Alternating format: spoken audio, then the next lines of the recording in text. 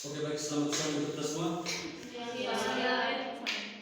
Terima kasih atas waktu dan kesempatan yang diberikan kepada kami. Di sini kami akan mempresentasikan hasil diskusi dari kelompok. Di sini saya membuka 3 sesi. Yang pertama sesi pemaparan materi, yang kedua sesi tanya jawab dan diskusi, dan ketiga sesi kesimpulan.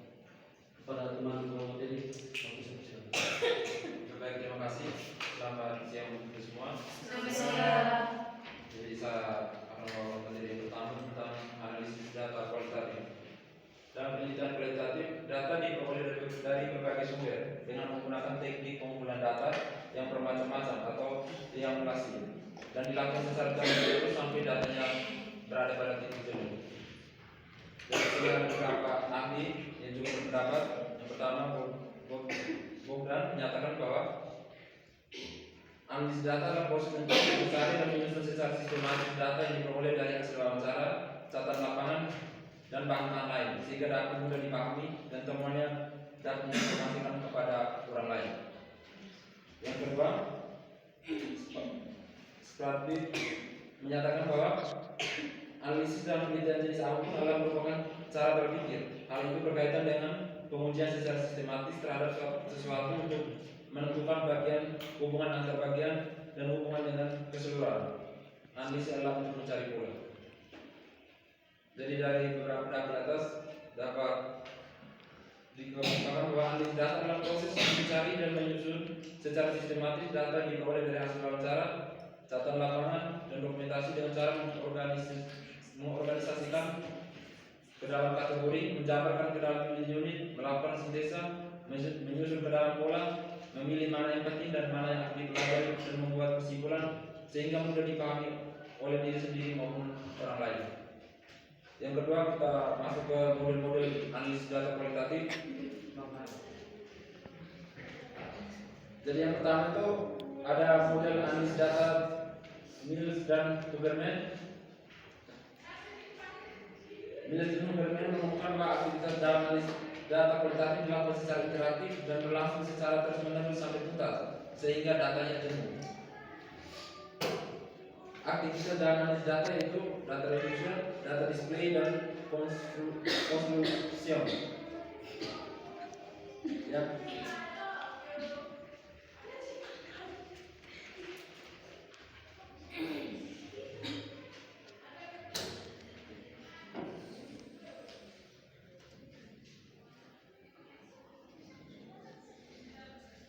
Jadi yang pertama, jadi seperti yang menurut Mills dan Huberman tadi, jadi ada beberapa aktivitas yang kita lakukan dalam analisis data. Yang pertama itu data collection atau pengumpulan data.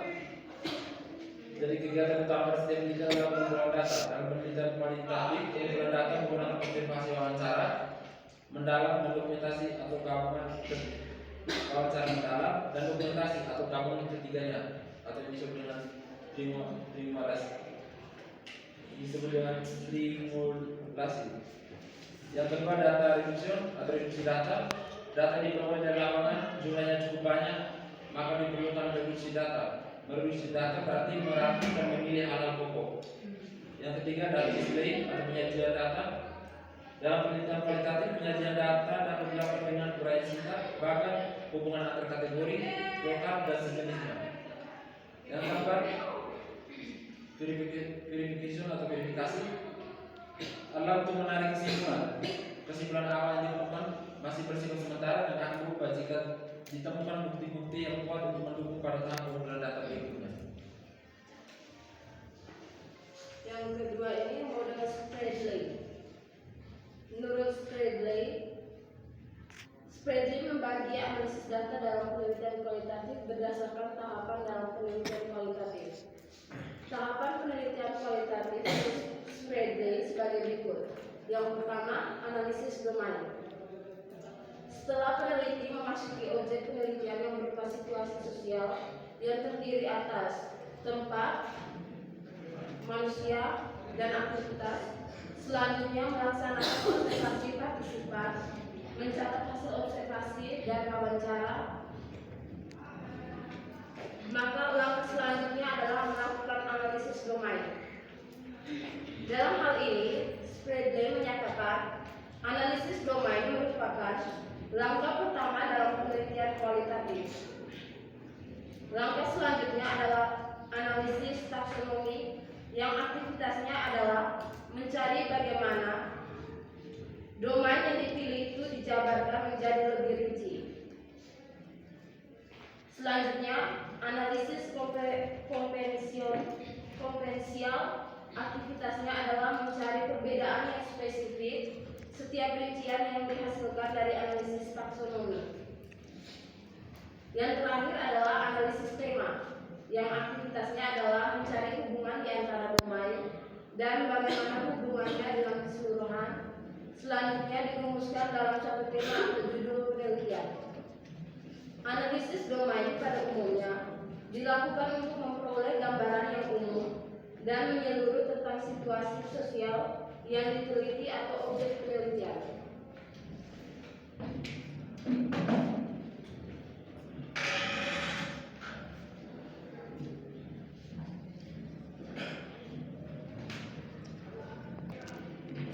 Yang kedua tentang analisis taksonomi.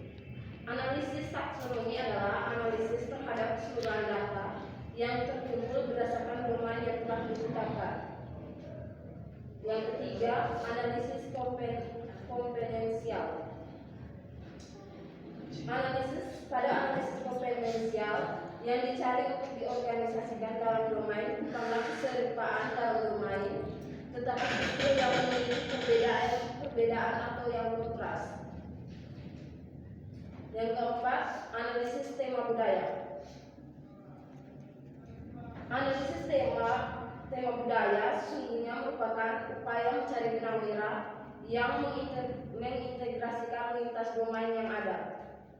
Dengan ditemukannya benang merah dari hasil analisis domain, taksonomi, dan komponensial tersebut, maka selanjutnya akan dapat tersusun suatu konstruksi bangunan situasi sosial atau objek penelitian yang sebelumnya masih gelap atau remang-remang, dan setelah dilakukan penelitian maka menjadi lebih terang dan jelas.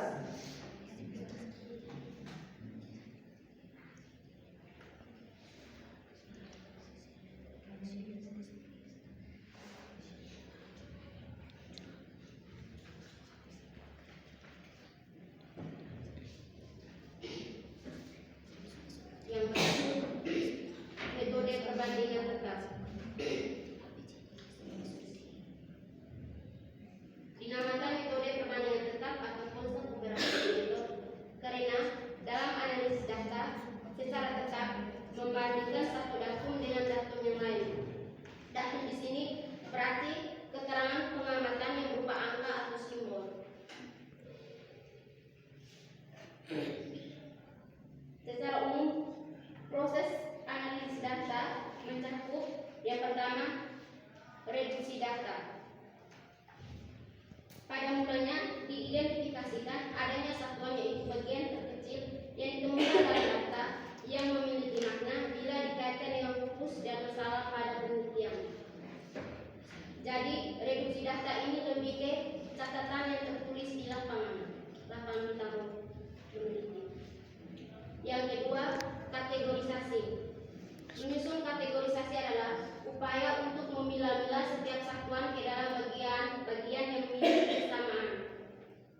Jadi kategorisasi ini kita memilih atau membedakan penelitian yang akan kita pilih.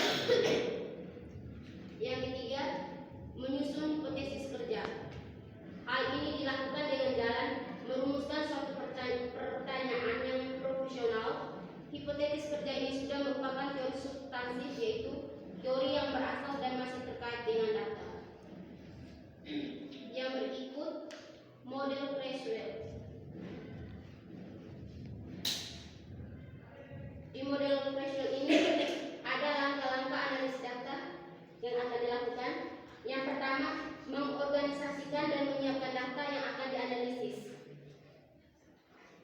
Data mentah yang akan dianalisis diorganisasikan berdasar tanggal pengumpulan data, sumber data yang kita ambil, jenis data apa yang kita pilih, deskripsi data dan sifat data dari penelitian tersebut. Yang kedua, baca dan lihat seluruh data. Peneliti harus membaca seluruh data yang terkumpul supaya dapat mengetahui data apa saja yang telah diperoleh, sumber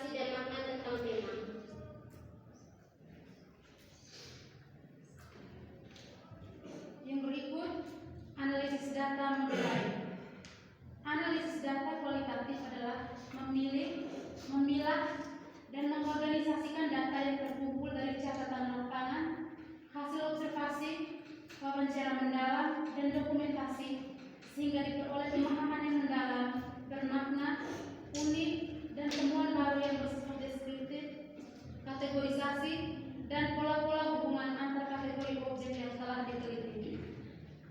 Memilih berarti melakukan reduksi data. Ada data yang dibuang, sehingga yang terpilih data yang baru, unik, dan bermakna, yang dapat memberikan pemahaman yang lebih mendalam terhadap pertanyaan peneliti.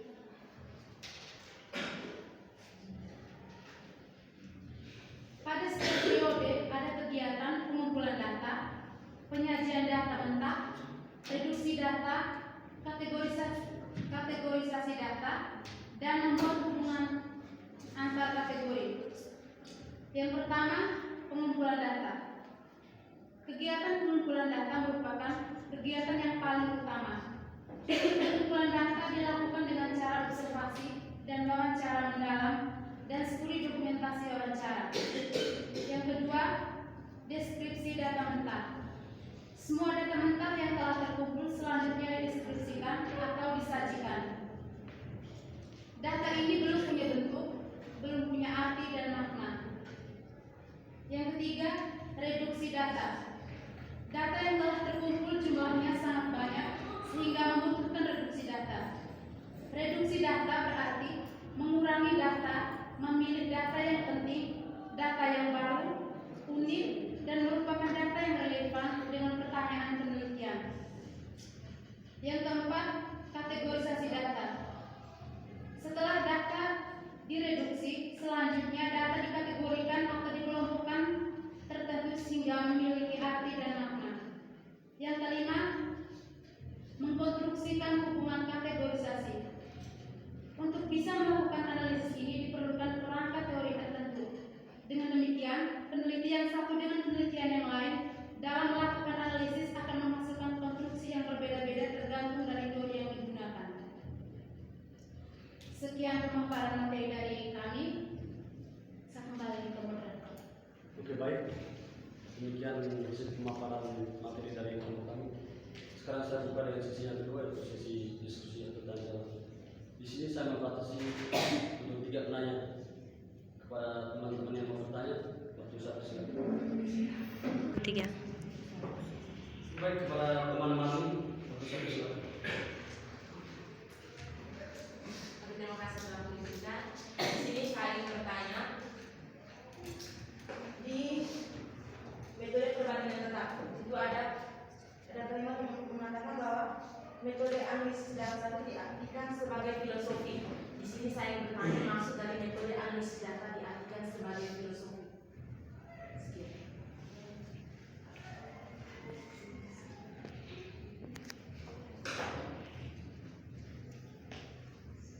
Mungkin ada lagi yang mau bertanya? Kepada teman kita, Baik, terima kasih atas waktu dan kesempatannya. Dari penjelasan teman-teman di bagian analisis dan model lain itu, dari mengkonstruksikan hubungan kategorisasi, teman-teman sudah menjelaskan mengkonstruksi hubungan kategorisasi ini untuk bisa melakukan analisis ini diperlukan kerangka teori tertentu. Nah, yang jadi pertanyaan saya di sini, kerangka teori yang cocok dalam mengkonstruksi hubungan kategorisasi ini apa? Kerangka teori apa? 3. oke, baik, kepada teman Justin, waktu saya silakan. Baik, terima kasih untuk kesempatannya. Jadi di sini saya ingin bertanya, karena ini memang saya tidak paham dan saya tidak tahu tentang maksud dari membuat coding seluruh data. Terus yang poin keempat itu menggunakan coding sebagai bahan untuk membuat deskripsi. Jadi di sini saya ingin bertanya kepada kelompok, maksud dari coding yang untuk analisis data ini jenisnya seperti apa? Karena kalau misalnya sepengetahuan saya, coding itu kan biasanya kalau untuk kata coding sendiri biasanya kan dipakai di orang-orang bagian teknik informatika yang biasanya membuat aplikasi atau jenis-jenisnya seperti itu. Nah, di sini juga ada bahasa yang bilang bisa dibuat secara manual dan juga bisa dibuat menggunakan alat yaitu komputer. Nah mungkin kelompok 5 bisa menjelaskan membuatnya secara manual itu seperti apa, membuatnya pakai komputer itu seperti apa. Tapi yang paling utama itu saya mau kelompok jelaskan maksud dari coding dalam analisis data ini, yang modelnya seperti apa. Rudolf. Ya. Oke baik, di sini kami akan menjawab pertanyaan dari teman kami tadi pada Ricky. Silakan. Ricky. Baik, terima kasih atas kesempatan yang diberikan. Jadi pertanyaannya Mardi tadi tentang metode analisis data diartikan sebagai filosofi. Jadi dalam metode analisis data itu yang dimaksud dengan metode analisis data yang diartikan sebagai filosofi maksudnya begini. Filsafat kan artinya kita mencari kebenaran. Artinya dalam mencari kebenarannya kita harus melalui beberapa tahap seperti berusaha menguraikan, terus seperti yang tadi yang kami jelaskan tentang yang namanya mengkategorisasikan. Nah itu tuh proses mencari kebenarannya. Kalau dalam penelitian kualitatif itu lebih terhubung ke namanya filsafat positivisme. Artinya yang mencari kebenarannya ini sesuatu yang benar-benar yang ada, bukan sesuatu yang tidak ada begitu. Dan yang apa yang ada yang kita cari, kita mau cari tahu gitu. Itu saja. Baik, pada teman kami mungkin ada sampaian atau terima kasih.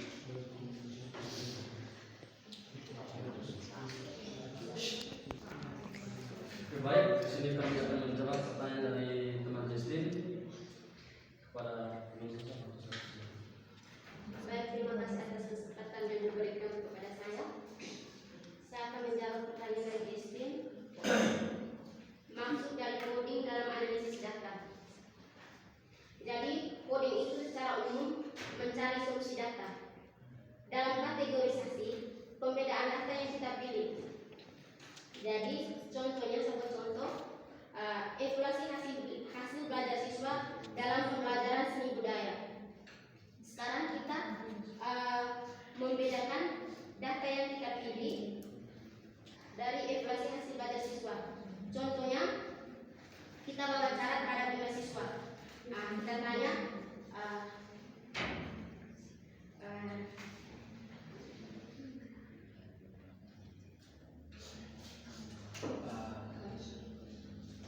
contohnya kita wawancara terhadap 5 siswa. Kita tanya bagaimana minat belajar mereka terhadap mata pelajaran seni budaya. Nah, jadi dari 5 siswa ini yang menjawab mungkin 4 orang itu merasa bosan loh, merasa bosan.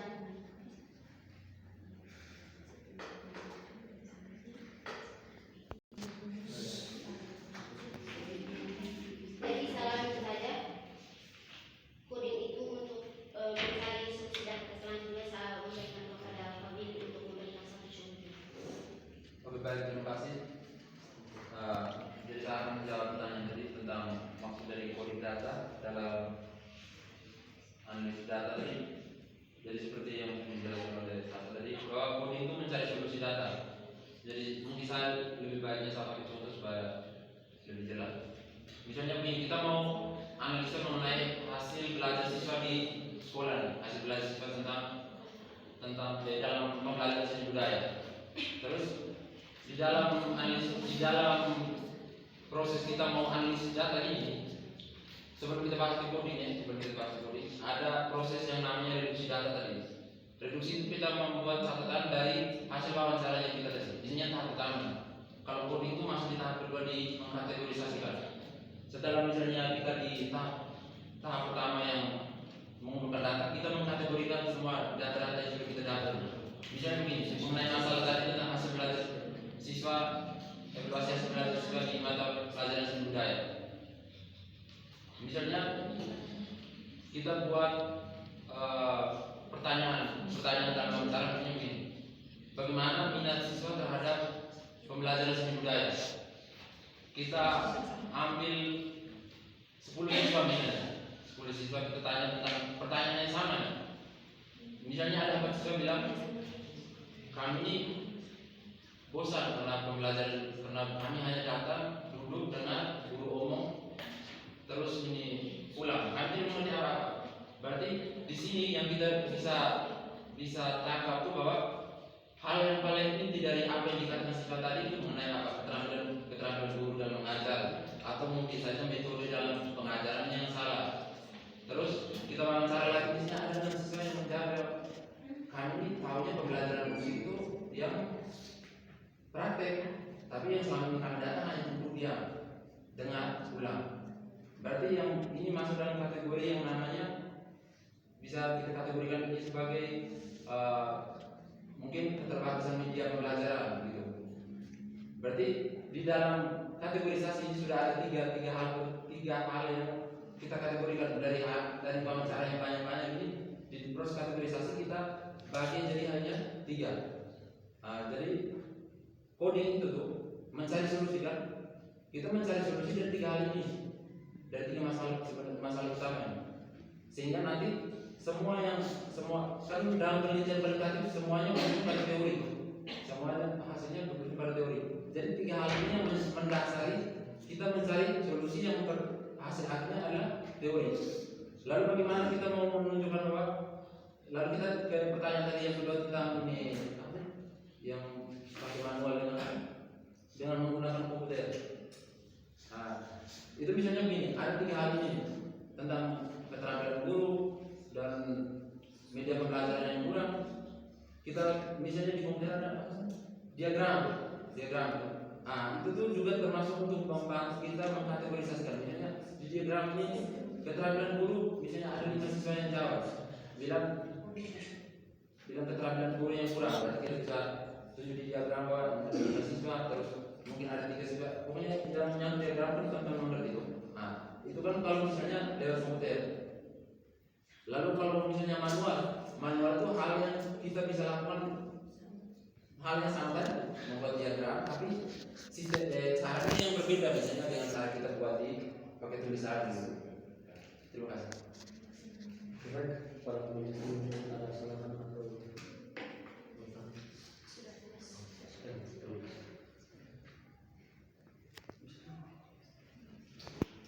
Oke, baik, di sini kami akan menjawab pertanyaan dari teman saya tadi. Para teman-teman, Baik, saya akan mengulangi pertanyaan. Kerangka teori yang cocok dalam mengkonstruksikan penelitian tersebut.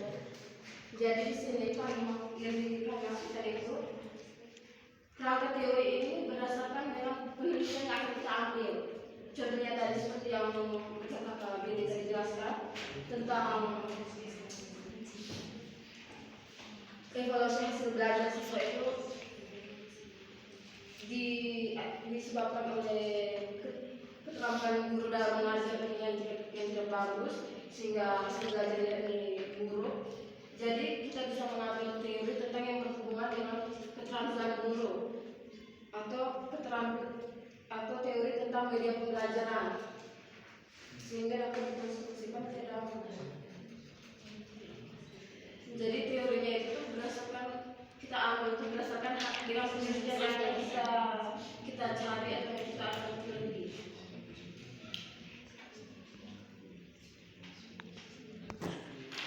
Jadi sekarang kita dengarkan teori itu muncul setelah kita mengkategorikan dari hasil penelitian itu. Sampai berbeda. baik, para teman saya mungkin ada saran atau